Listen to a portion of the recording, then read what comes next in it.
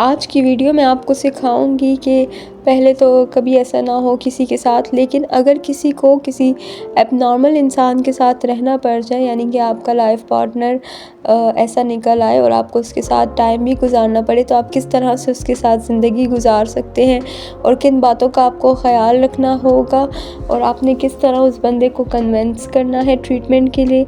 ये सारी चीज़ें मैं आज आपको इस वीडियो में सिखाऊंगी, तो वीडियो को आपने फुल देखना है एंड तक।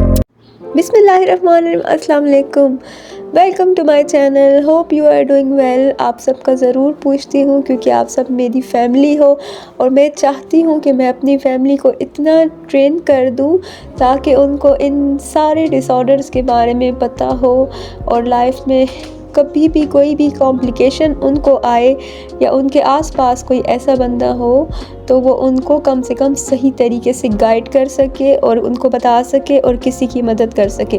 देखिए, जिस्मानी बीमारियां तो ऐसी होती हैं ना कि जो चलें, आप अगर किसी आम से डॉक्टर के पास भी चले जाते हो, नॉर्मल से घर के पास भी कहीं पे अपना ट्रीटमेंट करवा लेते हो ना, तो उसमें मसला नहीं होता। लेकिन नफ्सियाती बीमारियां जो होती हैं उसमें अगर आप किसी गलत मेडिसिन का इस्तेमाल कर लेते हो ना, तो आपकी जो पूरी लाइफ है ना वो डिस्टर्ब हो जाती है, क्योंकि सही वक्त पे सही मेडिसिन का मिलना आपको बहुत ज़्यादा ज़रूरी होता है और सही टाइम पे सही ट्रीटमेंट भी बहुत ज़रूरी होता है, क्योंकि आपको भी पता है कि ये वो बीमारियां हैं जो कम होने की बजाय ज़्यादा से ज़्यादातर होती जाती हैं और आपकी जो लाइफ है उसको बड़ी बुरी तरह से मुतासिर करती है और इंसान फिर बहुत मुश्किल से रिकवरी की तरफ आता है। तो इसीलिए मेरा एक ही मकसद है आप तक बस एक नॉलेज पहुंचाना। चलें जी, शुरू करते हैं अपना टॉपिक। एक बड़ा ही इम्पॉर्टेंट टॉपिक डिस्कस करने जा रही हूँ आपके साथ कि अगर एबनॉर्मल लोगों के साथ ज़िंदगी गुजारनी पड़ जाए तो क्या करें, कैसे गुजारें। पहले तो अल्लाह किसी के साथ ऐसी सिचुएशन ना लेके आए, क्योंकि ये बड़ी मुश्किल बात होती है और मैं समझ सकती हूँ इस चीज़ को। लेकिन देखिए, अगर आपका लाइफ पार्टनर ऐसा निकल आता है ना, अब एबनॉर्मल का ये मतलब नहीं है कि वो बंदा पूरा पागल है। एबनॉर्मल का ये मतलब हो सकता है कि उसकी पर्सनैलिटी में बहुत सारे मसले हो सकते हैं, मूड डिसऑर्डर हो सकते हैं, पर्सनैलिटी डिसऑर्डर्स हो सकते हैं, बिहेवियर इश्यूज़ हो सकते हैं, इस तरह की चीज़ें उस नार्सिसिस्टिक पर्सनैलिटीज़ हो सकती हैं। तो उनके साथ भी टाइम गुजारना बड़ा मुश्किल हो जाता है। और फिर एक दूसरी चीज़ आ जाती है कि उन लोगों में ज़्यादा ईगो भी आ जाता है और जो नार्सिसिस्ट होते हैं वो ज़्यादा बात को समझते भी नहीं हैं। आप कैसे उनको कह सकते हो कि जाओ अपना इलाज करवाओ, जाओ तुम्हें डॉक्टर की ज़रूरत है, कभी भी आप उनको इस तरह से नहीं बोल सकते। और फिर वो एक हाई क्वालिफ़िकेशन उनकी होती है, तो वो तो इस चीज़ को एक्सेप्ट ही नहीं करेंगे ना पहले आपकी बात को कि हम में मसले हैं, हमें क्या ज़रूरत है डॉक्टर के पास जाने की, हमें क्या ज़रूरत है काउंसलिंग करवाने की, हमें क्या ज़रूरत है कि हम मेडिसिन लें, हम तो बिल्कुल ठीक है, मसला तो आप में है। लेकिन आप लाइफ गुजार रहे होते हो तो आपको पता होता है कि उस बंदे में प्रॉब्लम्स हैं, लेकिन उनको रियलाइज़ नहीं होती ये चीज़। तो ऐसे बंदों को देखिए, आप ना ही तन से ठीक कर सकते हैं, ना ही तनकीद से ठीक कर सकते हैं, ना ही ज़िद से और ना ही गुस्से से। अगर आपको लगता है कि आप रूठ भी जाएंगे, आप डांट भी लेंगे, आप उनसे बात नहीं करेंगे तो उनको फ़र्क पड़ेगा, नहीं, बल्कि वो उससे ज़्यादा जो पहले बिहेवियर उनका था उससे टफ़ बिहेवियर आपके साथ इस्तेमाल करेंगे, क्योंकि उनको जब लगना ही नहीं है कि हम में मसला है तो वो किस तरह से अपना बिहेवियर आपकी बातों से चेंज कर सकते हैं या किस तरह वो आपकी बात को एक्सेप्ट कर सकते हैं।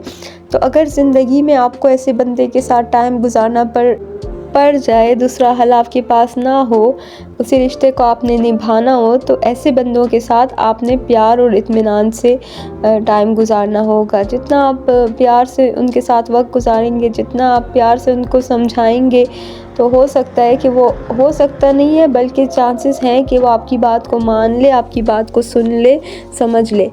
तो आपने ऐसा ही करना है कि उनको प्यार से समझाना है और उनको ये चीज़ें रियलाइज़ करवाने की कोशिश करनी है आहिस्ता आहिस्ता से कि देखिए यहाँ पे ये मसला है। आराम से बैठ के आपने उनको बताना है कि कुछ ऐसी कमियां हैं, उनमें कुछ ऐसी चीज़ें हैं जो उनको ख़ुद से दूर करने की ज़रूरत है, उनको चेंज करने की ज़रूरत है इस चीज़ को। तो वो आपकी बात सुनेंगे और फिर अगर आपसे इतना यहाँ तक वो आपकी बात सुन गए हैं, सुन रहे हैं, आपको समझ रहे हैं, तो फिर ज़रूरी नहीं है कि सिर्फ मेडिसिन्स के थ्रू ही इलाज हो। आप उनको काउंसलिंग के लिए भी रेडी कर सकते हैं और बहुत से ऐसी जगह है जहाँ पे आराम से आप उनको लेके जा सकते हैं और उनकी काउंसलिंग हो सकती है। और बाज़ दफ़ा ऐसा ही होता है कि विदाउट मेडिकेशन इंसान सिर्फ काउंसलिंग से और थेरेपिस्ट से ही बिल्कुल ठीक हो जाता है। तो ऐसा ही आपने करना है। मैं उम्मीद करती हूँ कि आज की वीडियो आपके लिए हेल्पफुल रही होगी, आपको कुछ ना कुछ सीखने को मिला होगा। और अगर आपका ये सवाल था तो आपको सवाल का जवाब भी मिल गया होगा। और अगर आपको लगता है कि इस वीडियो को आपको ज़्यादा से ज़्यादा शेयर करना चाहिए ताकि जो लोग ऐसे बंदों के साथ वक्त गुजार रहे हैं उनको समझ आ सके, उनको पता चल सके, और सदका जारिया समझकर शेयर किया करें वीडियोस को। और अपना बहुत बहुत ख्याल रखें। आपसे मिलते हैं नेक्स्ट वीडियो में एक नए टॉपिक के साथ। तब तक के लिए अल्लाह हाफ़िज़।